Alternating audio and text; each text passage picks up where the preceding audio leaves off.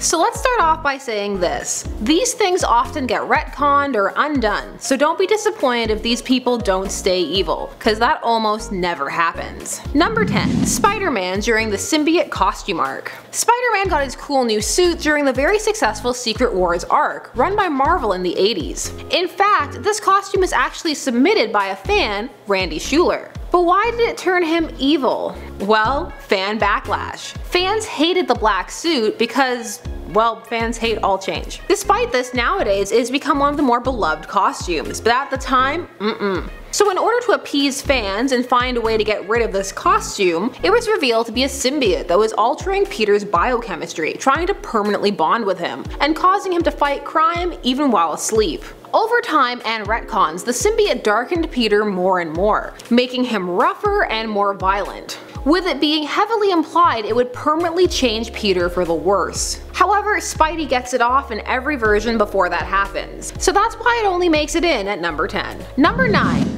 Raven, aka Evil Raven. The darkness inside Raven, planted there by her father Trigon, was always a part of her character, as she was in constant battle with it, having to suppress her emotions to keep her powers in check. However, Raven was seemingly possessed by her evil consciousness, which not only interrupts Nightwing and Starfire's wedding, but attempts to implant the seed of Trigon into new bodies. This led to a battle between her evil self and her good self, who was implanted in Starfire. It was complicated. Raven's struggle between her good and evil halves is part of her character. That wasn't even the first time she had succumbed to the bad half, which is why she is so low on this list, since when she turns evil, it's not exactly a surprise. One character people didn't expect this from at number 8. Sue Storm, who becomes Malice. Malice was the dark manifestation of the trauma already present in the, at the time, Invisible Girl's psyche, brought to the forefront by the Psycho Man following the stillbirth of her second child. This unlocked rage, allowing Sue to access levels of her powers that had previously been unseen, and of course gave her a far skimpier evil costume, because of course it did. She then went off and attacked her friends and family. She was freed of this manipulation by her husband, Reed Richards, because he made her hate him for real, which, knowing Reed, probably wasn't very hard.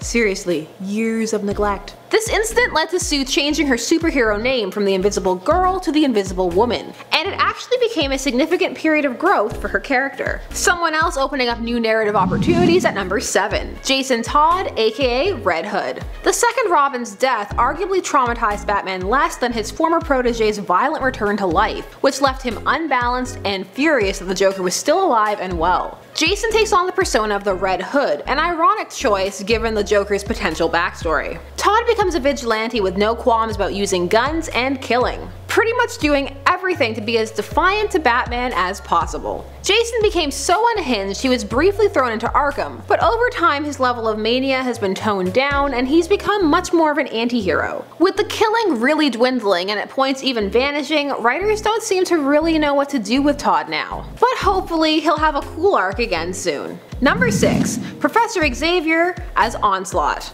Okay, so Onslaught isn't just Professor X. No, it's the fusion of the consciousness of Xavier and Magneto. This occurred after Xavier used his powers to shut down Magneto's mind, which rendered him catatonic. However, it was revealed that the darker parts of Magneto leached into Xavier's mind and bonded with the already dark parts present therein, creating a whole new persona. Onslaught was initially able to operate independently of Xavier's body, but eventually took possession of it. He then launched a plan that involved the Fantastic Four's son Franklin, and was seemingly destroyed by falling into an energy field. People's mileage really varies in terms of how they take this storyline. Some people really like it, others really hate it. It's pretty out there, but hey, it's comics. Number 5. Warren Worthington, aka Archangel, formerly Angel. Angel was one of the 5 founding members of the X-Men. However, during the Arc Mutant Massacre, he was brutally injured, impaled through his wings in such a manner that ultimately they had to be amputated. A despondent Warren is taken by Apocalypse, who promises him new wings if he'll become one of his 4 horsemen. He agrees, but this results in extensive genetic manipulation which changes his appearance and also renders him even more emotionally unstable. During this process, he is granted new metal wings. Warren becomes Death, the leader of the 4 horsemen, bolstered by a drug compound that allows him to operate without remorse. He is shaken free of Apocalypse's control after he thinks he has killed his former friend and teammate Iceman.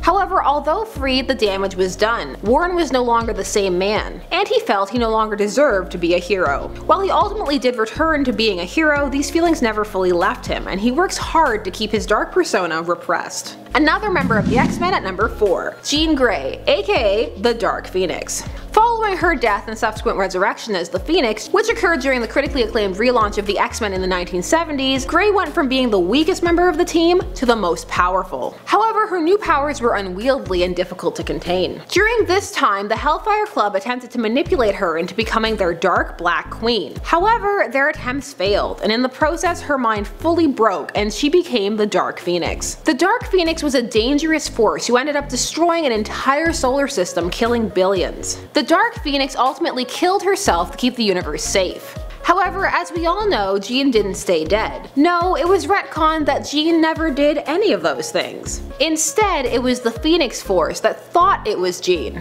This is because comic writers are really concerned about having people not root for morally ambiguous characters. Which is exactly what happened with our number 3, Hal Jordan, who became Parallax. Before Parallax was retconned into being the impurity that causes the Green Lantern's vulnerability to yellow housed inside the central power battery, it was the name of the persona taken on by a crazed Hal Jordan. This was after the destruction of Coast City and the resulting deaths of many of his loved ones. This caused Hal to abuse the power of his ring.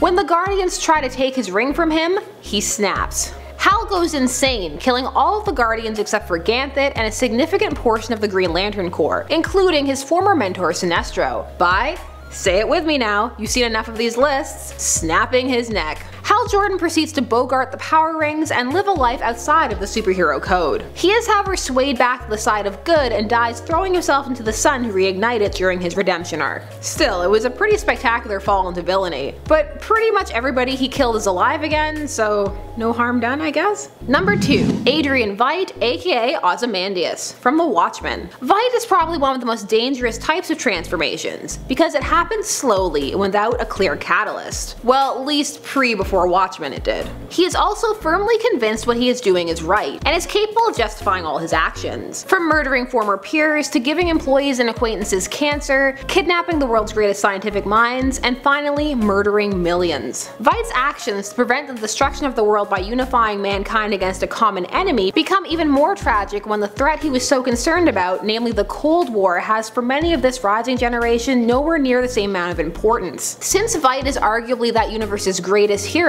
not only in terms of prowess but also philanthropic work, it makes this revelation all the more tragic, even if there's a twisted mindset where it makes sense. Still, he represents a truly insidious danger, the evil you don't see coming. And our number 1, the Plutonian. He was once the world's greatest hero, however all that changed after he one day snaps, destroying the city he used to protect, Sky City, and murdering millions. This character was introduced in Mark Waid's series Irredeemable. The series even opens with the Plutonian killing a former ally. His downfall is the whole focus of the series, and because of that it's honestly worth checking out. It's really interesting, and because it's not taking place in any main universe, it can really go places other comics can't. With great power comes great responsibility, and sometimes the whole responsibility part is a little harder than it looks. So without further ado, here are the top 10 Avengers who became villains. Let's dive in. Kicking off the list at number 10, Sandman. William Baker entered the world of comics in 1963 with Amazing Spider-Man issue 4. He was seen as one of the main villains in Spider-Man 3, and yes, he was at one point an Avenger, who knew? So when Flint Marko held the mantle of Sandman, he bumped into the Thing, and they had a little heart-to-heart, a little chat about life and how to use your abilities perhaps for, for good. So he started to help Spider-Man a bit here and there, and then in Avengers issue 329, Captain America announced a new Avengers team, and on that roster was the Sandman. He was one of the 7 reserve members. He of course didn't last because, well, he was a reserve member for one, and coming from the villain side already, I'm sure he had one foot out the door anyways. Shame. And before we continue on with this list, guys, if you haven't already, make sure to hit that like button down below because those little thumbs up are great for the page and great for our studio. You guys are the best, thank you so much for watching. Now back to some Avengers who became villains. Number 9, Sentry. Making his first appearance in Sentry issue 1, of course, Robert Reynolds was a struggling addict who made his way into a laboratory and discovered something called the Golden Sentry Serum. So of course he consumed it, and then he got the surprise of a lifetime when he was then given the power of 1,000,000 exploding suns. That's a lot of power. That plus a homemade costume equals a brand new superhero. Robert fought alongside the X-Men, the Fantastic Four, then the New Avengers. Things changed for Robert when Norman Osborn decided to put together a little team of his own, the Dark Avengers. So Sentry was also once a Horseman of Death, serving alongside Banshee, Grim Reaper, and Daken. He even considered himself as the heir to Apocalypse at one point, so definitely not an Avenger anymore, for sure. Number 8, Namor. King Namor is of course Marvel's version of Aquaman. He's the king of the seas, and he's also not a fan of metahumans, surprisingly. He mostly would go head to head with Black Panther and Wakanda. He wasn't a fan of Wakanda. He often attacked it quite a bit. He was asked to join the Avengers back in 1963 in Avengers issue 16, but he declined. Too cool for school. We get it. All right, cool. He did join for a brief amount of time though, but when the Avengers vs. X-Men happened, he stood with the X-Men and he fought Luke Cage and the Thing. What a traitor. I mean, he's not the worst, but if you're not with the Avengers, you're clearly against them, especially after you've helped them out for a bit and then you change your mind. Come on, dude. Number 7. The Incredible Hulk. So Thor Ragnarok was loosely based off the Planet Hulk storyline. I say loosely because, well, the comics, that story didn't end up going so well, obviously. Because on Sakaar, the rocket that he arrived in ended up blowing to smithereens, causing some casualties that left the Hulk a little heartbroken, to say the least. So he rolls his shoulders back a few times, and then he heads back to Earth, and thus begins the World War Hulk storyline. He just destroys everybody. It's so scary. I mean, all the heroes that Earth has come to love just in the path of this death train. Like, he locks the Illuminati in Madison Square Garden and then makes them fight to the death. It's like Madison Square Up Garden. I mean, once you spend enough time on Sakaar, I guess it becomes second nature. I don't know. The whole story is a bloody good mess. It's great seeing the panic on the Avengers' faces the entire time because they know that they're screwed, and that's what makes it real and scary. Number 6, Sabretooth. Victor Creed made his debut in Iron Fist issue 14, and he's been known as one of Wolverine's biggest rivals. But during the Avengers X-Men Axis storyline, the Red Skull stole the brain of Charles Xavier and he planned to wipe out all of mutant kind. And then in book 2, we see the inversion, where good goes bad and bad goes good. Interesting time, because Doctor Doom and Scarlet Witch cast a spell, so now Sabretooth was on the good side. So after the dust settled, Iron Man made it so that Sabretooth wouldn't flip back, so Sabretooth joined the Avengers Unity Division. This didn't last forever, and recently in House of X issue 6, Sabretooth faced trial among the Quiet Council, and let's just say he ended up swallowed by Krakoa below the surface, where he's trapped in a state of permanent stasis for the rest of his life. How comfortable. I mean, he kind of made it easy for them too. He clearly didn't fight for his case. Number 5, Hawkeye. In the MCU, Hawkeye's had it pretty rough. I mean, by the time Avengers Endgame rolled out, Clint had lost his entire family, and then 5 years after Thanos snapped his fingers, we catch up with him in Tokyo, and he's not the same guy that we once knew. Now he's taken heads and he's taken names. We get our first look at Ronan. Now, I know that Natasha meets up with him and they have a beautiful moment, and then he rejoins the team. He even volunteers to test the time travel tech himself. But if we look back at Avengers 1, Hawkeye is a villain for like most of that movie. He turns evil before the opening title even pops up on screen. He's the guy who took down the helicarrier. He almost killed everybody on that boat. Now, I know Loki had a scepter and that caused it, so if we look at Avengers 1 and Avengers Endgame, I think it's safe to meet in the middle and say that the MCU Hawkeye has been somewhat of a Avenger who turned into a villain, at least for a bit. Number 4, Quicksilver. Pietro Maximoff is the twin brother of Wanda Maximoff, and in Avengers West Coast issue 57 back in 1965, he joined the team. Pietro has been trouble for the team for a long time. I mean, he convinced Wanda to do what she did in House of M. He's framed the Avengers for treason, and he has no problem using pieces of Terrigen to give his daughter Luna special abilities, even though he knows he shouldn't do that. Also, that whole thing with Layla Miller after House of M, where he saved her life just so he can be the one to take her out, believing that she was responsible for the House of M event. Yeah, it's safe to say he went from Avenger to villain. Like, those are just 3 out of many, many things. In West Coast Avengers 33, Magneto's bloodline got the best of him, and he got fellow Avengers captured by the communist gang. Fastest guy ever, but makes the most mistakes. I don't understand. Number 3, The Vision. Making his glorious debut in Avengers issue 57, The Vision is a synthezoid, and in the comics, he was created by Ultron using parts of the original Human Torch and the mind of Wonder Man. Just bam, smack together. He turned on his original creator, Phineas Horton, and he joined the Avengers. Nice. And then in the MCU, he's created as Ultron's new body, but with the addition of the Mind Stone and a little bit of Jarvis, we have an android Avenger. also nice. But during the Secret Empire storyline, Vision was part of Hydra's Avengers when they were taking over the world, all from an AI virus. Gotta get that firewall installed, my friend. Arnim Zola was the one to blame for that. So who knows, maybe now with the White Vision being free in the MCU and pretty much reborn, his firewall probably isn't the best either. Also, it's confusing because it appears that Vision gets all of his memories back, but then he flies away and then he's not to be seen for the rest of the show. So clearly something's up here. I'm betting the MCU does him dirty. Maybe they reprogram him to make him evil or something. Or he might become Ultron. That was a big theory for WandaVision. We'll see. We'll see. Number 2, Captain America. There are a couple lines from Steve Rogers that fans will remember that took place in the MCU, like Avengers Assemble, that is America's ass, but the line Hail Hydra was followed by a roar of applause on opening night of Endgame. Why? Because not only does he use his post-Avengers knowledge to obtain the scepter, which in that of itself is already pretty sweet, but because the audience expects another cool elevator fight and Steve outsmarts us. But the line Hail Hydra comes right from the comics, and a bit of a darker scenario. The last words of Captain America Steve Rogers were that of Hail Hydra, and fans were not happy. This was huge news. People were pretty upset. Readers were sending in death threats. Like, could you imagine? The 2017 series Secret Empire concluded that bad Captain America was a double and that the good guy was locked in the cosmic cube. Okay, solid save, but those images of evil Steve will live in our heads rent-free, so thank you for that. And finally, number 1, Scarlet Witch. Of course, I'm saving her for last, of course. She's the daughter of Magneto and the twin brother of Quicksilver, aka Pietro Maximoff. Now, she was on her father's Brotherhood of Evil Mutants, but at one point she did of course join the Avengers as well.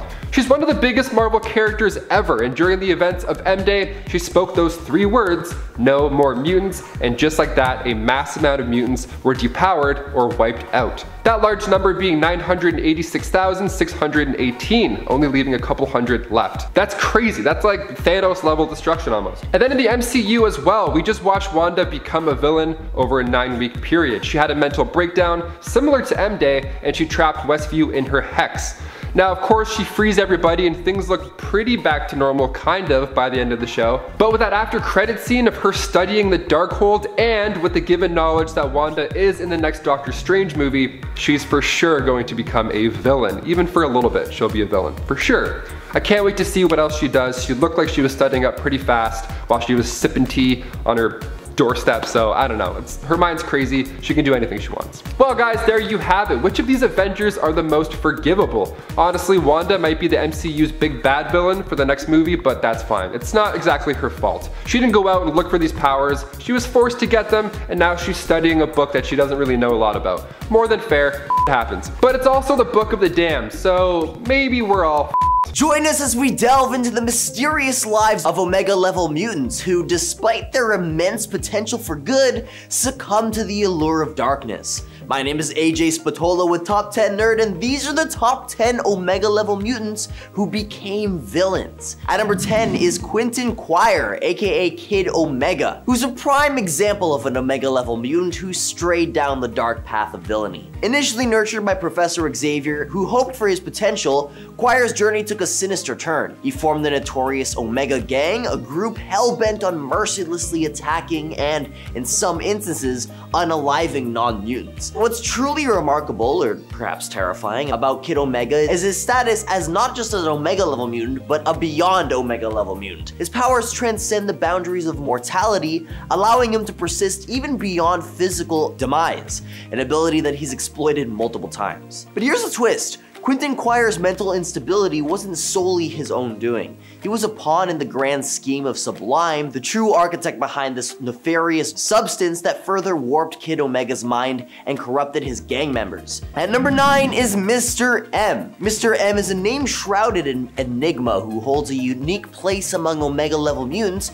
who walk the thin line between heroism and villainy. This dude's abilities encompasses an astounding array from the psionic manipulation to telekinesis, telepathy, and the awe-inspiring power of energy manipulation. But his story to takes a twist that mirrors the complexity of the mutant world itself. See, Mr. M's descent into darkness was triggered by a chilling prophetic vision, a harbinger of his transformation into a destroyer. You see, he believed that salvation for his cherished mutant town, a place he'd adopted after years of wandering, lay in eradicating all sickness and corruption. His intentions, albeit misguided, were fueled by a deep desire to protect his home. Though he ultimately failed in his quest, Mr. M remains an anomaly, one of the rare mutants who retained their powers after the cataclysmic M-Day event, leaving us to ponder the intricate interplay between power, purpose, and the blurred lines of heroism and villainy. If you're enjoying this video so far, you can support the channel by pressing like, subscribing to Top 10 Nerd, and ringing the notification bell. At number 8, we have Shadow King. Shadow King was born from the darkest recesses of human consciousness, and is a complex and formidable Omega-level cosmic entity turned villain. Emil Frank, the mutant vessel for this benevolent entity, who's the mutant in question, possesses the power of telepathy that rivals even Charles Xavier. His psychic dominance extends beyond the ordinary, effortlessly manipulating formidable telepaths like Marvel Girl and Psylocke. But their true menace lies in his ethereal existence, requiring a host body to manifest in the material world. This parasitic attachment grants him extraordinary powers,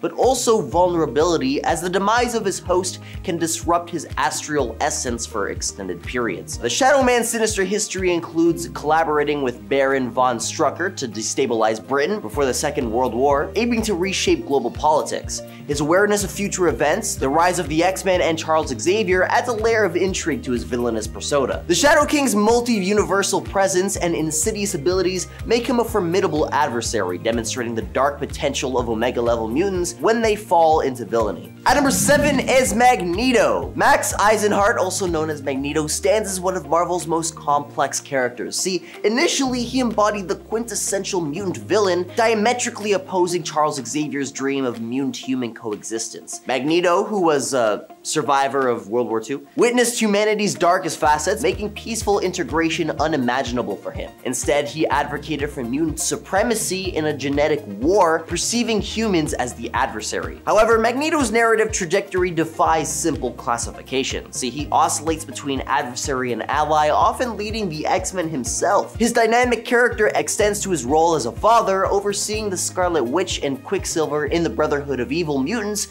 which evolved into a morally ambiguous faction. In contemporary storytelling, Magneto leans towards anti-heroism, driven by a fierce commitment to mutant protection. This complex evolution reflects the rich storytelling potential within Omega-level mutants, challenging the traditional hero-villain paradigm in the Marvel Universe. At number 6 is David Richards. Omega-level mutants are the cream de la crop in the mutant world, who usually stand as defenders of both mutants and humanity. But then there's David, a sinister twist in the narrative. He never reached the godlike heights of beings like Magim, Jaspers, or Hyperion, but make no mistake, he's no ordinary mutant. Sentinels were like playthings for him. He manipulated Blink, teleportation virtuoso, into a macabre dance of suffering with thousands of innocent lives on the line. He's like, okay, imagine Professor X and Magneto and the Phoenix Force rolled into one malevolent entity, and you've got David. Thankfully, David himself never fully harnessed the Phoenix Force, but his penchant for terrorism sent shivers down spines everywhere. At number 5 is Scarlet Witch. Wanda Maximoff, also known as the Scarlet Witch, embodies the complex nature of Omega-level mutants gone awry in the Marvel Universe. Initially aligned with her father Magneto in the Brotherhood of Evil Mutants, she and her brother Quicksilver transitioned to heroism by joining the Avengers. However, Wanda's tumultuous history is marked by her struggles with mental instability and reality-warping powers. Her pivotal role as the antagonist in the Avengers Disassembled and House of M storylines underscores her capacity for destruction. Notably, she dismantled the Avengers, rewrote reality during M-Day, and committed mass unalivings against Earth's mutant population. These cataclysmic events highlight the pearliest consequence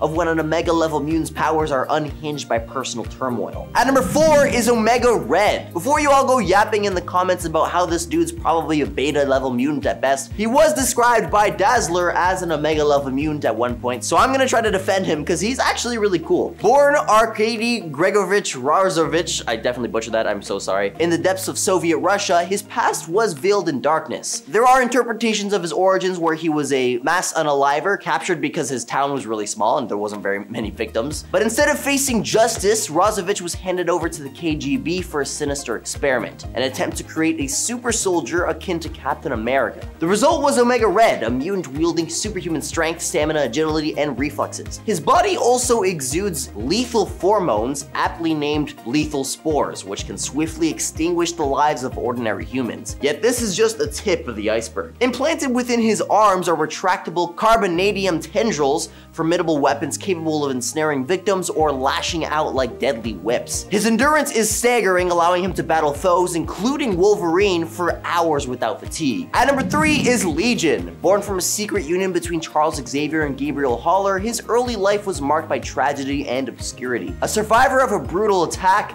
Legion's latent mutant abilities were abruptly awakened, which intertwined his mind with the consciousness of Jamail Cabril, one of the assailants responsible for the attack. The subsequent psychic battle between his fractured psyche raged for years until he fell under the ominous influence of the Shadow King, which we talked about earlier. Under this malevolent puppeteer's control, Legion became an unwitting agent of chaos, committing heinous acts that fueled hatred and division. Eventually, when he briefly regained control, his actions still remained misguided. His attempt to fulfill his father's dream of human-mutant coexistence by assassinating Magneto backfired catastrophically, thrusting the world into an early revelation of mutants and leading to Xavier's tragic demise, thus leading to the entire events of the Age Apocalypse timeline until Bishop managed to rewrite history again by unaliving Legion himself. At number 2 is President X. In this alternate universe, Charles Xavier, who never established Xavier's School for Gifted Youngsters, decided to become a politician instead. Yup, that's all it took for Xavier to become the polar opposite counterpart to his 616 version, becoming completely wrathful, cruel, and a sadistic tyrant desiring nothing but total control over everyone around him. Absolute power corrupts absolutely, y'all. Though he's never revealed to be a mutant himself, it's speculated that Xavier's telekinetic abilities aided him in tracking down mutants across the nation. A stark contrast to his 616 counterpart, this Xavier exhibited a cruel and authoritarian rule, causing protests, notably from billionaire Anthony Stark. The catalyst for change arrived as Stark formed the Avengers to counter Xavier's regime, but unfortunately, Xavier's response proved devastating as a missile targeted the Avengers' Quinjet, obliterating its occupants. This tragic loss included iconic figures like Iron Man, Captain America, Thor, and wait a second, he took out Thor with the missile? Okay. With the big players gone, Xavier's oppressive reign expanded further, with all mutants confined to a grim prison in Texas, subjected to a psychological torment and horrific tendencies. And at number 1 is Vulcan, also known as Gabriel Summers, who emerges from the tangled web of mutant abilities as a formidable figure, overshadowing even his renowned brothers Scott and Alex. His tumultuous upbringing, marked by neglect and isolation, set the stage for his unparalleled powers. Unlike Scott's optic blasts or Alex's energy conversion, Gabriel possesses the astounding gift of energy manipulation and absorption, seemingly boundless in its potential. But what sets Vulcan apart is his ability to vicariously absorb vast quantities of raw energy and retain it within himself like a cosmic reservoir. This stored energy can be wielded at his discretion or redirected as needed, making him a walking powerhouse.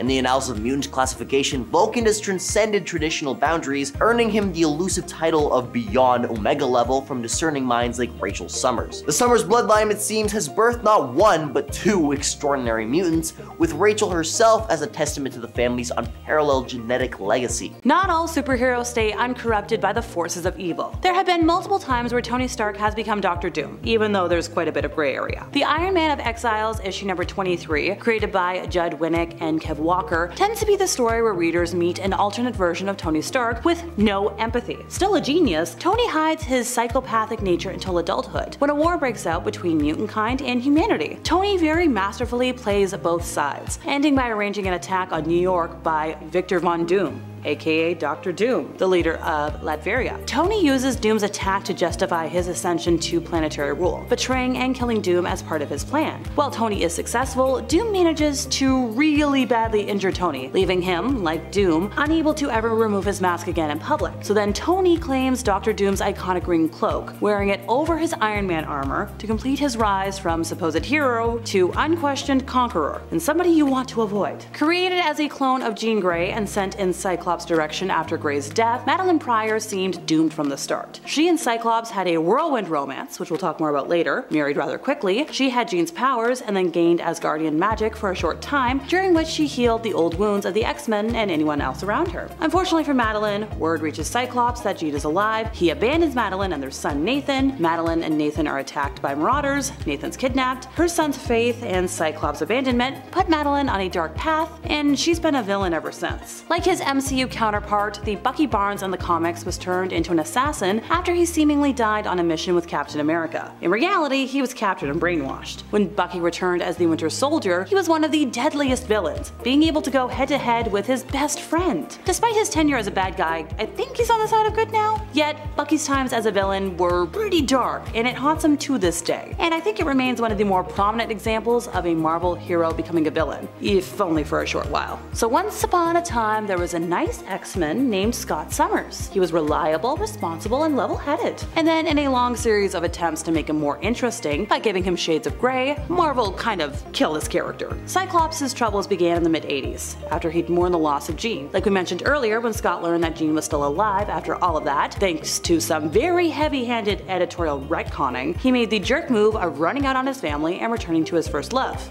Strike one. Years later, in an effort to save his son's life, he merged with Apocalypse, which left him a changed man even after he was restored. Undertaking one really bad decision after another, such as letting a new mutant kill her enemies, Scott was eventually possessed by the Phoenix Force, killed Xavier, and remade the world into a totalitarian state. When that crisis ended, he was sent to prison, but escaped and became a revolutionary, taking a hardline approach to doing whatever is necessary to aid mutants around the world. He even opened his own secret mutant training academy at an old Weapon X facility, which stood in contrast to the New York school now run by Wolverine, which carried on Xavier's original vision. Back in 2004, Wanda Maximoff had a nervous breakdown and launched a magic-fueled attack on the Avengers that nearly destroyed them. Ant-Man, Hawkeye, and Vision were killed, Avengers Mansion was destroyed, and the Avengers disbanded. It was known as Avengers Disassembled, and it paved the way for the launch of the new Avengers in 2006, with A-list characters like Spider-Man and Wolverine added to the roster. Look, in Wanda's defense, learning that the twin boys you had with your android husband were just magical constructs and not real, and that your friends erased your memories of them, I think that would send anybody over the edge. She later made mutants an endangered species. It was all retconned, of course, in order to allow Scarlet Witch back onto the team. Look, her offspring were brought back to life in Young Avengers, and everybody that died and disassembled was eventually restored to life in other titles. But yeah, Wanda did some damage. Superboy Prime, who debuted in Crisis on Infinite Earths as the Superboy of an alternate universe, or real-world universe if you can believe it, is a classic study of good guy gone bad. But at the end of the day, he was just a naive, immature brat who wasn't really ready for the expectations placed on him. Along with Superman and Lois Lane of Earth 2 and Alexander Luthor of Earth 3, Superboy Prime was sequestered in a pocket dimension at the end of that first crisis, as DC Comics' multiple dimensions collapsed into one. Years later, they escaped that dimension in Infinite Crisis, which is when things went bad.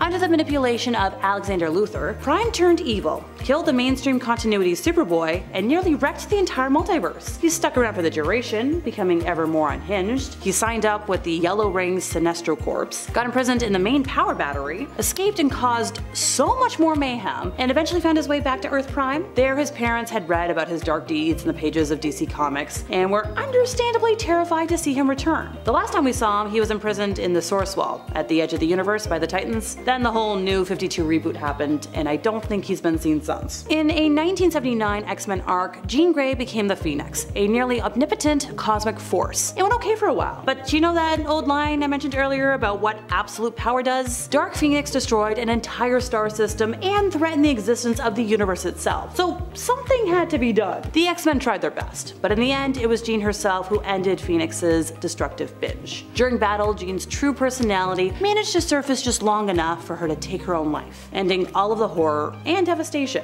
A few years later, Marvel folks were like, hey, we want her back. So that whole thing was retroactively changed so that the Phoenix was a separate entity that was possessing Jean, and that she had been at the bottom of the ocean in a cocoon, healing from injuries or something.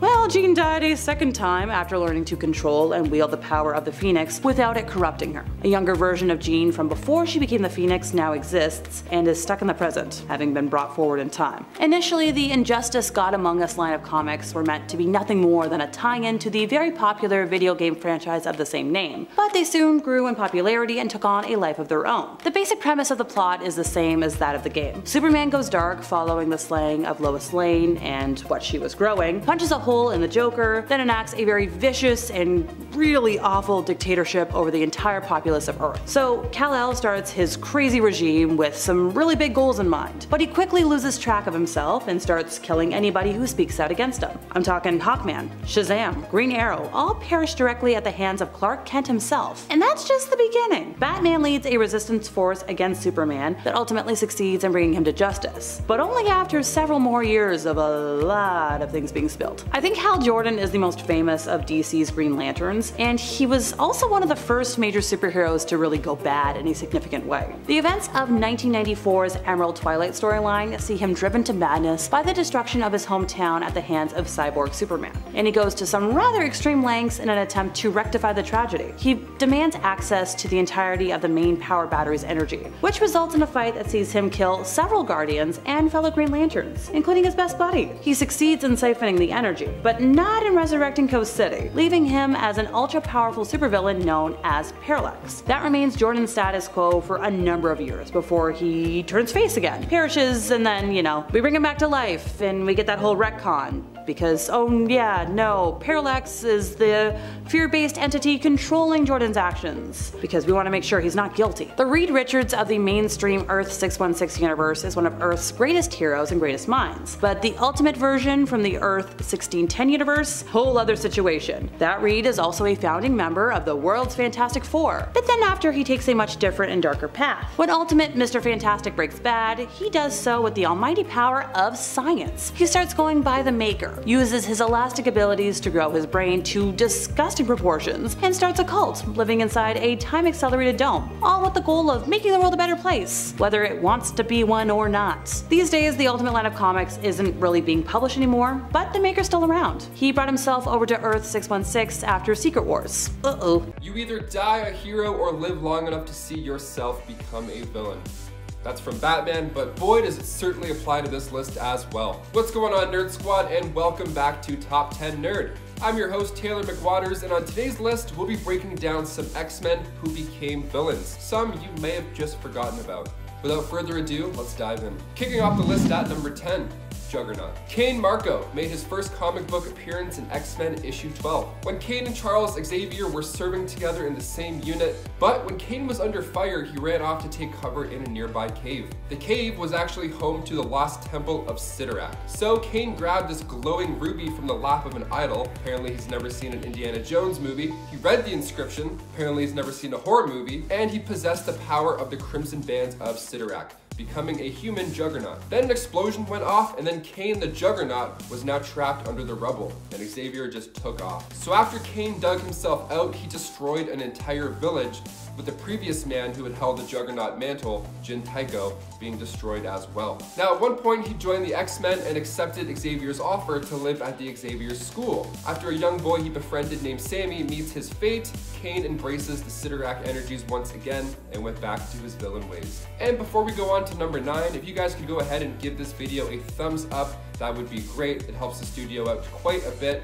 You guys are awesome. Thank you so much for watching. Now back to this X-Men list. Number 9, Mystique. Raven Darkholme made her first comic book debut in Miss Marvel issue 16 back in 1978. So she's been around for quite a while, although most of her history is quite secretive. Her powers are quite interesting and first came to be when she was around 12 years old. Now one of those powers being of course that she can metamorph. So she can shapeshift into literally anybody, doesn't matter what size, age, gender, whatever the case. She's so good at shapeshifting and becoming somebody else that she can even copy your retina patterns and of course your fingerprints. So she can definitely get into your phone in numerous ways. She constantly betrays the X-Men. She's so flippy floppy.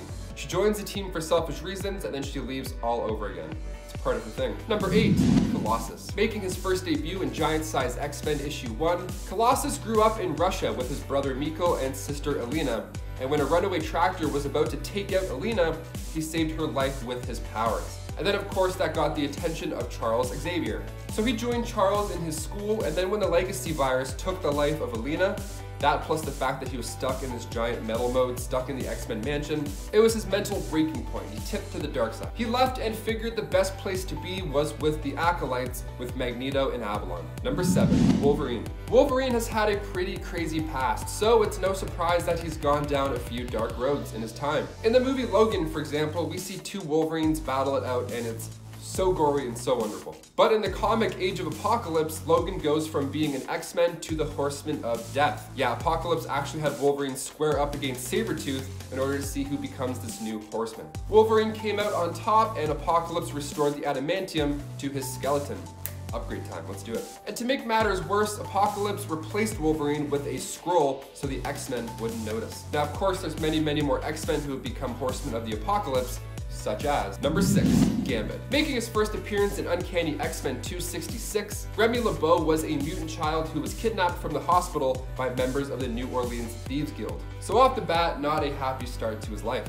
They referred to him as the White Devil. So before he joined the X-Men, he had a pretty shady past, and after he had become a member, it was revealed that before he had worked for Mr. Sinister, and Gambit was actually the one who was responsible for putting the Marauders into the New York sewers where the Mutant Massacre happened. So, okay. He was also one of Apocalypse's 4 horsemen, like I said previously. He took the place of the Horseman Death, and he even refused any sedation during this process in order to make sure Apocalypse doesn't toy with his mind. What a badass. Dude's hardcore. His original plan during this was to keep an eye on Apocalypse from the inside, but the transformation did alter his intentions as well. He ended up rescuing his old self when he remembered his love for Rogue, and he claimed he was both Death and Gambit at the same time. What a troubled man. Number 5, Bishop. Lucas Bishop. He is a time traveler from a dystopian future, and his goal was to travel back in time to the past in order to stop an unknown traitor amongst the X-Men. Interesting, very interesting. So he's come from that dark future to change it. Sounds like a good way to mix things up, that's for sure. Now this was when most of the mutant population is depowered by the Scarlet Witch. Then the child Hope was born, the first mutant born since. Well, it turns out that this kid is the reason Bishop is going back. See, that kid would end up taking millions of lives in the 6-second war. So Bishop tries to take out the child, which makes him the traitor all along. Time travel hurts my head, oh my god.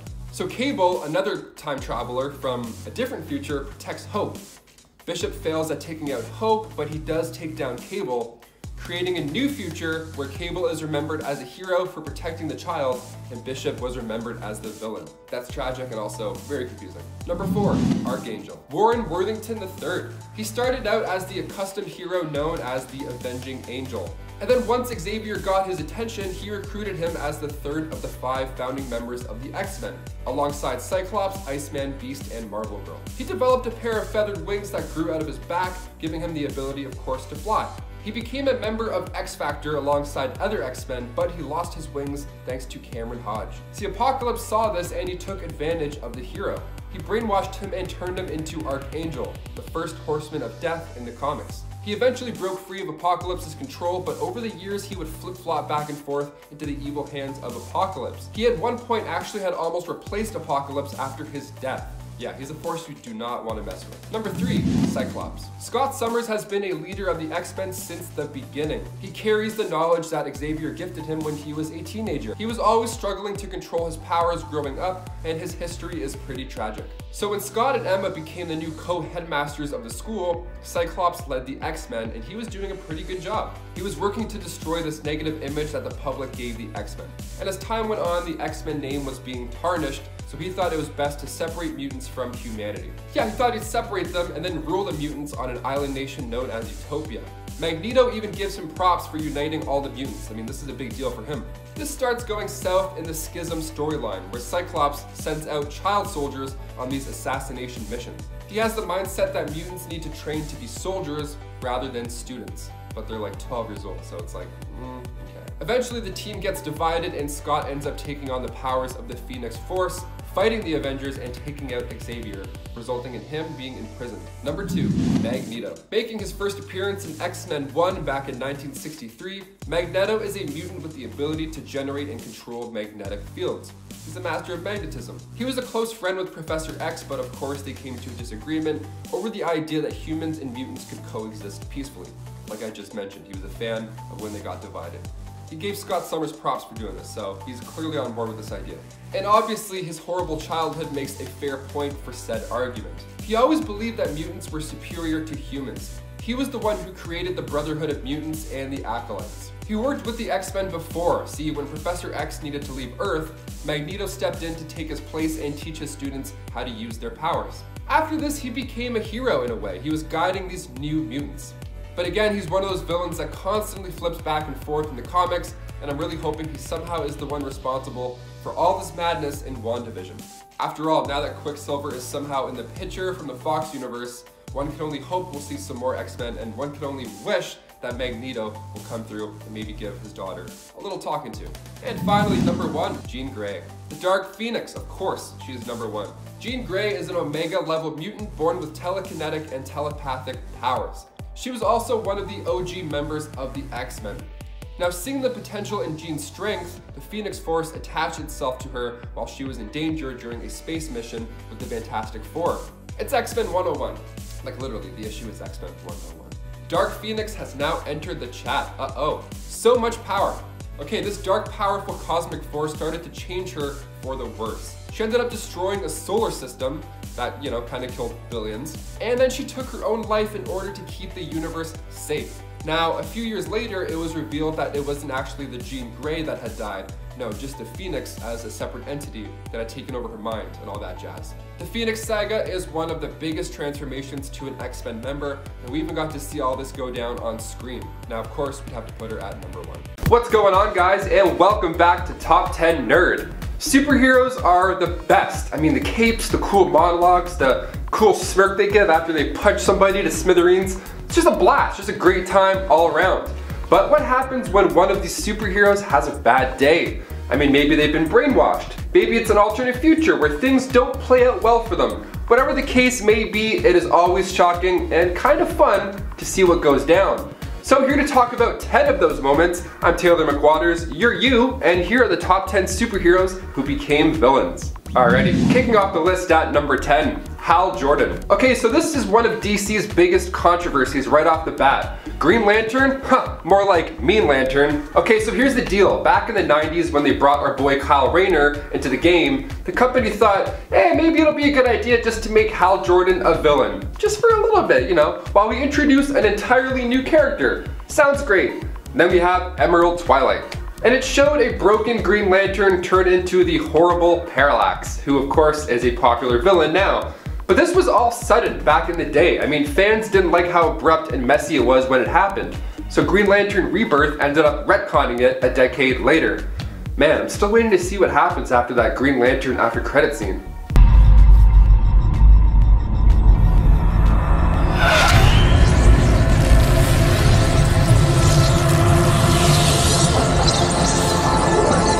There's probably a bunch of people who don't follow comic book movies or like studio rights, and they're probably sitting on their couch like, damn, when is the sequel coming out? I was really looking forward to that. Not coming out, never happening. And before we mosey on over to number 9, if you guys could go ahead and toss us a thumbs up at the bottom right there, it really does help us out a lot here at the studio. Thank you, you guys are amazing. Okay, back to some bad apples. Number 9, Scarlet Witch. No more mutants. I mean, throw a little comma in there and then I agree. Scarlet Witch. Okay, we're all counting down the days until the release of WandaVision because we could finally see an evil Wanda. Again, probably not, but maybe for a little bit, we'll see. She's the daughter of Magneto and the twin brother of Quicksilver, aka Petro Maximoff. Now, she was on her father's Brotherhood of Evil Mutants, but at one point she did join the Avengers. Hero badge, achieved. She's one of the biggest Marvel characters ever, and during the events of M-Day, she spoke those 3 words that I said earlier, and just like that, a mass amount of mutants were depowered or killed. So that large number being 986,618, only leaving a couple hundred left. Let's hope that we see something like this in the new, MCU shows. Maybe she'll do something crazy and that'll bring mutants into the picture, rather than bringing them out of the picture. Number 8, the Maestro. Okay, I know that name sounds cool, but this guy is an absolute nightmare. He is not a conductor of classical music, no. The Maestro in the series Incredible Hulk Future Imperfect is a version of the Hulk that was way more weird than Smart Hulk dabbing. I know, it's close second. Making his first appearance in a vision in the Incredible Hulk Volume 2 issue 401, Maestro was the main antagonist in the Incredible Hulk Future Imperfect storyline. Weird, let me explain. The story takes place about 100 or so years in the future after a nuclear war put the planet close to extinction. Kinda like where we're heading now. This alternate future version of the Hulk, Maestro, had been absorbing all of this nuclear radiation the entire time and then ended up becoming one of the strongest things on the planet. Obviously. Massive increases in strength and anger plus the brains of Bruce Banner made this guy arguably unstoppable. He also appeared in a not so chill version of the Hulk in the Old Man Logan storyline where him and his cousins have babies. So we'll just say that the spot belongs to Maestro. We're not even going to talk about that version. Yuck. Number 7, Steve Rogers. Okay, there are a couple lines from Steve Rogers that fans will remember from the MCU, like Avengers Assemble, that is America's ass. But the line Hail Hydra was followed by a roar of applause opening night, because not only does he use his post-Avengers knowledge to obtain the scepter, which in that of itself is already a great moment because the audience expects another cool elevator fight, and then Steve outsmarts even us. But the line Hail Hydra also comes right from the comics, in a bit of a darker scenario this time around. So the last words in Captain America Steve Rogers were that of Hail Hydra, and fans went nuts. This was huge news. People were pretty upset. I mean, readers were annoyed that this was only done for shock value. The 2017 series Secret Empire concluded that Bad Cap was a double and the good guy was locked in the Cosmic Cube. That's better. I mean, I guess that's better. Number 6, Superboy Prime. Superboy Prime. Yes, of course. Crisis on Infinite Earths is one of the biggest events to happen in DC history. It literally reshaped the universe. And it all comes down to Superboy Prime. First appearing in DC Comics Presents issue number 87, Superboy Prime is, well, the son of Laura and Jor-El, and after he couldn't save his Earth from destruction, he teamed up with an aging version of Superman from the late Earth 2 and Alexander Luthor Jr. of Earth 3 to fight the Anti-Monitor. Now this is a huge battle. Superboy Prime helped save hundreds and hundreds of lives from tons of planets. He was among other survivors stuck in a universe where he doesn't belong. Kind of feels like me. I just feel like you don't belong somewhere. It's normal. It's a normal thing, guys. So after the battle, Superboy Prime hung out in this peaceful paradise dimension with the other survivors, thanks to Luthor. That is until Superboy Prime gets frustrated of living out these old memories, these sad memories, and then he literally punched reality apart and retconned a lot, including the resurrection of number 5, Jason Todd, aka Red Hood. Making his debut in Detective Comics 168 in The Man Behind the Red Hood, Jason Todd took over the mantle of Robin. Now at this point, Dick Grayson left to become Nightwing. And well, Jason? He has a lot of anger. I mean, once you get beat to death, literally, by the Joker, and your mentor, your boy, doesn't avenge your death, sure, anger is a word that I could use for it. Then there's a sweet little link. That's right, so after Batman: A Death in the Family, when Jason is brutally killed by the Joker, he comes back as the bad and badass Red Hood. Now, at this point, he's ruthless. He has much darker ways of getting what he wants. I mean, I don't blame the guy. If the Joker killed me, Bruce left me, I'd kick a few doors in as well. I'd kick all the doors in. Number 4, Jean Grey. Jean Grey is an Omega level mutant born with telekinetic and telepathic powers. Seeing the potential in Jean's strength, the Phoenix Force attached itself to her while she was in danger during a space mission with the Fantastic Four. It's X-Men 101, guys. No, literally, it's Uncanny X-Men issue 101. There it is. And Phoenix has entered the chat. This dark, powerful cosmic force started to change her for the worse. She ended up destroying an entire solar system, yeah, that killed like billions, and took her own life in order to keep the universe safe. Brave, but it's also horrible. A few years later, it was then revealed that it wasn't actually the Jean Grey that had died. No, just the Phoenix as a separate entity that had taken over her mind and all that jazz. Sometimes you just want people back, and we gotta deal with it. Cool. Number 3, Spider-Man. Okay, so back in the 80s, Spider-Man got a new look. How cool. Something fans always love, right? When you just change the look of a character that you've loved forever. Yeah, we go back now to the Amazing Spider-Man 252, where it all began. The rumors are true, says the front page, introducing the new Spider-Man. Yeah, during the Secret Wars arc, this new costume was thrown in to spice things up, and fans didn't like it. Of course, fans hated it. It was later revealed that the costume was actually a symbiote, and that wearing this new slick suit was altering Peter's physical and mental state. Kind of like when a sock falls halfway off when you're wearing a boot. You're all of a sudden just not the same person you used to be, you know? So over time, Peter was getting more and more dark, a little bit more brutal. And that's what happens when you change it up, man. Sorry, not sorry. If you think he's not bad enough to be justified as a villain during this phase, just watch the jazz club scene from Spider-Man 3 again, and we'll talk. Number 2, Bucky Barnes. 2005 was a wild time. I talked about Red Hood already on this list, but Marvel had their own type of badass come back from the dead as well. In 2005, Bucky Barnes returned, but of course he wasn't the same. So near the end of World War II, Bucky and Cap were trying to disarm a bomb on a plane whilst taking down Baron Zemo. Pretty cool, fun times. Now the bomb went off. Ooh, not good. Hurling Steve and Bucky into the freezing waters. And as for Cap, I mean, we kind of saw his life, we know what happens. He came out of this pretty easy. He remained frozen, just hanging out, had a good time. Bucky though, good old trusty sidekick Buck, wasn't so lucky. His body fell into the freezing waters, and at the time, a Soviet spy submarine was in the area crossing the English Channel. So they scooped him up, fixed the whole left arm situation that he had going on, brainwashed him, and then turned him into a brutal assassin. It's heartbreaking. He has all these incredible abilities that make him a fierce fighter and assassin, but he doesn't remember how he knows these things, making him a deadly sleeper agent and now a terrifying villain. This is Steve's right-hand man. I mean, one of the biggest turning points of Marvel was the introduction of the Winter Soldier. This was a conflict that came to life on the big screen back in 2014, and we're still watching Bucky try and sort this out, even today. Not an easy road for the guy. Poor Buck. And finally, number 1, Hawkeye.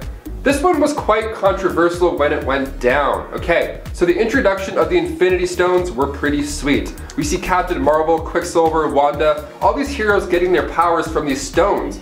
But in Joss Whedon's 2012 Avengers, we see these stones make someone a villain. Yeah, we see Hawkeye finally take center stage as a villain. I mean, so before the opening title card, we see Loki return, and he takes Clint Barton's mind for his own use. Bam! That Hawkeye is the whole reason that the Avengers got their ass kicked on the helicarrier. He was a staple when it came to intel on the Avengers. It was pretty cool to see a dark version of Hawkeye appear yet again as Ronin in the last Avengers. Without the Mind Stone, he's still able to tap into the pain of losing his family. But cutting throats and taking names? I mean, maybe try one of Steve's therapy group sessions? Rough go, that dude. What a rough go. What's going on, guys, and welcome back to Top 10 Nerd. I'm your host for today, Taylor McWaters, and today we're back yet again with a part 3. There are tons of mutants who go to Xavier's school and decide, you know what, I'm just gonna be a villain, let's do it. Even for a short amount of time. With many students coming and going with vast arrays of abilities, there's quite a bit to choose from.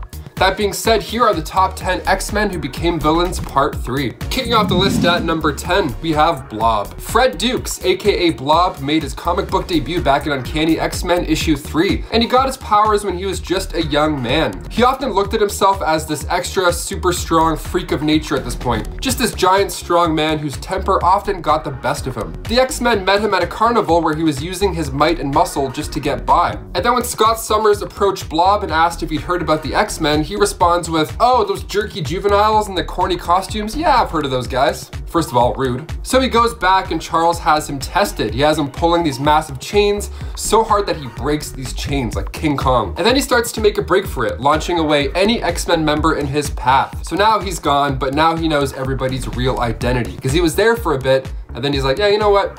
I'm out of here. So Charles had to track him down and then erase his memory from his brain. I had to start with Blob because he was so close to being a member. So much potential, and then he ended up picking the wrong team 3 issues later. But we had him for a bit. And before we continue on with this list, if you guys haven't already, please go ahead and give us a thumbs up because it helps our channel out so much. You guys are the best. Thank you so much for watching. Now back to our list. Number 9, Vulcan. He named himself after the Roman god of fire, but Vulcan's real identity was that of Gabriel Summers. He was born after Cyclops and Havoc. Well, not really born, he was surgically removed from his mother's body and placed in an incubator accelerator, aged to be at his prime, and then sent back to Earth to work for Divan Shikari. He then escaped and was found by Moira McTaggart with no memories of who he is or where he came from. He was impressing Charles quite a bit, and all he wanted to do was learn his mutant abilities. Sounds like the dream student. So Charles needed help from him and other newcomers to find the remaining X-Men after most of them had been depowered from the Scarlet Witch. So Charles put him in this danger room purely made of Charles' thoughts as a training exercise to get them sharp in a short amount of time. So inside it feels like months of training, but in actuality it's only a few hours. Then Vulcan and his new team were sent to Krakoa to rescue the original X-Men. But Vulcan revealed to Scott that Xavier sacrificed his own brother to save him. And then Kid Vulcan's true origins are shown, and in the next issue of Deadly Genesis, he's unleashed. Number 8, Frenzy. Joanna Cargill made her first comic book debut in X Factor issue 4 when she accidentally punched her father so hard that her hand went through his chest. Now her father was by no means a good person at all, but I mean doesn't mean he deserved to go out like that. Plus finding out you're a mutant at that time in that way must have been pretty traumatizing. She became known as Frenzy and she joined the Allegiance of Evil. After the Acolytes disbanded, Joanna became an ambassador for Genosha and stood by Magneto until she was captured by the US government in order to learn more about Magneto. But she didn't talk. She kept her mouth shut until Jean Grey entered and freed her, giving her the option to join the X-Men the easy way or the hard way. Jean used the hard way, and then Frenzy's entire attitude was changed, just like that. Her brain was different. Now her personality was campy, it was awkward, and not nearly as confident as before. But she did help the X-Men find Magneto's base. She was a team member, even if it was forced and awkward. After Magneto's defeat, her mind control was released and she rejoined the Acolytes and left the X-Mansion. Again, a little brief, but it still counts. Number 7, Caliban. An albino mutant and a former member of the Morlocks, Caliban made his first comic book appearance in Uncanny X-Men 148. He has the ability to track down any mutant, and he actually sacrifices himself in Logan, where he was played by the hilarious Stephen Merchant. Great film. If you haven't seen it, go check it out. It's on Disney Plus now, rated R. So good. He was originally an ally to the X-Men, so I'm gonna count him as a hero who switched over to the dark side. Because once he became a tracker for Apocalypse in X Factor issue 24, titled The Fall of Mutants. So Apocalypse gave him extra strength and renamed him Hellhound, taking the place of the Horseman Death. Number 6, Gazer. Making his first debut in X-Men Volume 2, issue 169, Gazer met the X-Men when a Golgotha invasion was threatening Earth. He was alone on a NASA space station, and due to his mutant abilities, he was the only person that could withstand high levels of radiation. So when these creatures approached Earth, he told Emma Frost, and then the X-Men joined him in space on his observation platform. Again, he wasn't knighted with a sword and deemed an official X-Men or anything like that, no. But he's a mutant who works in space to keep our planet safe, and he calls Emma Frost. So call him what you want, but this man's a hero. He's a bored, lonely hero up in space. He's definitely an X-Men. I'll say he's an X-Men. But then after the events of M-Day, things changed, and so did his morals. He lost his abilities, so now he was experiencing horrible radiation sickness, so he decided to literally jump ship, wanting to go out there instead of passing away alone in here. Fair, I mean, sad, but also makes a lick of sense. It's kind of like George Clooney in Gravity, just floating out in space. Houston, I lost visual of Dr. Stone. But while he was drifting in space like a hero, Apocalypse came on by to save his day, thus becoming the Horseman War. Number 5, Sunfire. He made his first debut in X-Men issue 64. Shiro Yashida's mother passed away of radiation poisoning when he was still young, and Shiro was raised by his uncle Tomo to hate the West and return to Japan to their imperial days. So he trained for years and attacked America when the X-Men pulled up to put a stop to it. So Sunfire ended up taking out his uncle and returning to Japan, but then he was sent to destroy an American cargo ship, but then Namor turned him for good. Now he was Japan's protector. When most of the X-Men were captured by Krakoa, Sunfire was recruited by Charles to help. He was named as one of the mythical 12, representing the power of nature alongside Storm and Iceman. So far, so good. But then during a battle with Deathstrike later on, he was presumed dead after an altercation, and the X-Men couldn't find his body. But you know who did? Apocalypse. Yep. He was turning him into the Horseman Famine, and he kind of had control over it, kind of. See, he wanted to stay and see if he could help out Gazer, who I had previously mentioned up there, but they were sadly both turned by the end of the day. At least he tried. Number 4, Forge. Forge is a mutant and a tribal shaman who made his debut in Uncanny X-Men 184. He's known for creating these amazing inventions, and before he worked for the X-Men, he was fighting in the Vietnam War, where he would use dark magic to save himself. He rejected the life of a shaman in order to serve. He was able to create advanced cybernetic prosthetics to replace his missing limbs during all these battles. And then after the events of M-Day, Forge searched the multiverse to try and find other mutants. Then there was an alternate world of mutants at war with a group of artificial mutants that were created by Forge. So he was bad. He's a bad guy in another world. Brilliant mind, but it can get him into a little bit of trouble in some of these stories, especially the Ultimate Universe, where he literally sided with Magneto. And during this, he actually created a power amplifier for Magneto to use in order to flip the Earth's magnetic poles and take out every living being on the planet. So thanks, Forge. Really cool. You couldn't have made like an iPhone 14. Cool, that's good too. Number 3, Storm. Aurora Monroe made her first debut in Giant Size X-Men issue 1, and she's one of the more popular members of the X-Men, being portrayed by Halle Berry and Alexandra Shipp. She was recruited by Charles, and she joined the team to save other original members from Krakoa. She was appointed leader after several years of work, and in X-Men Apocalypse, we see her recruited as a horseman. By the end of the movie, she betrays him and joins the X-Men because she's not a fan of how he treats her idol, Mystique. It's probably the only time we'll see Storm evil, at least in this live action run. But it was still pretty entertaining. It was nice to see a younger version of Storm, and then of course be influenced by Apocalypse. It was kind of cool. I could do with more bad Storm. I mean, you know, just for a little bit. Number 2, Lord Xavier. We can't forget this one, okay? He's also known as the Witch King, and you can see him in Volume 2, Issue 9 of Extreme X-Men. So the Witch King ruled over Genosha and sports a look that is very menacing, maybe Power Rangers. It's pretty badass, but also kind of Power Rangers. It's right in the middle. He has an army of orcs and beasts on top of his already spectacular abilities. And in this issue, we also see a few upgrades to the Professor, like concussive energy blast for starters. And in the opening of the story, we see him effortlessly take down invaders with machines, so it doesn't matter how you roll up to this fight, Lord Xavier, Witch King of Genosha, will take you down with his armies of orcs and beasts. Probably one of the cooler versions. Finally, number 1, Deadpool. Deadpool kills the Marvel Universe. It's such a blast to read, and I had to include it in here because it's so good. It's so Deadpool. The issue was released in August 2012, and just the front cover, you know what you're getting into. So what's the story here? What are we getting into? What happened to Wade? Well, his mouth wasn't sewn shut, and he didn't have swords for hands. Nothing like that this time, no. The X-Men put Wade into the Ravencroft Asylum in attempts to heal his insanity. The doctor, Psycho Man, was brainwashing Wade in hopes to shut down all of his inner voices, which worked, but now all these voices were replaced with voices that were encouraging him to kill everybody in the Marvel Universe. So it went from bad to worse, and of course Wade's the one to do it. Right off the bat, this series draws you in. I mean, it opens with the Fantastic Four facing off with Wade. Reed gets left all rubbery and left for dead and lifeless. It's really gruesome, but also really fun. Not for the faint of heart, but definitely fun, and obviously super gory. Well, there you have it, guys. Which of these X-Men gone bad are your favorite? It's hard to read the comics where Quicksilver is such a jerk, and then in the X-Men movies, he's like the best part. So it's weird. These stories can be a little confusing with certain characters and different ideas and TV shows and movies. God, I can't imagine how confusing WandaVision is for casual moviegoers, especially now with Quicksilver. Oh my God. Guys, leave us a comment down below. Leave us all your thoughts and opinions. I've been your host, Taylor McWaters. Thank you so much for tuning in to Top 10 Nerd, and we'll catch you next time. Peace.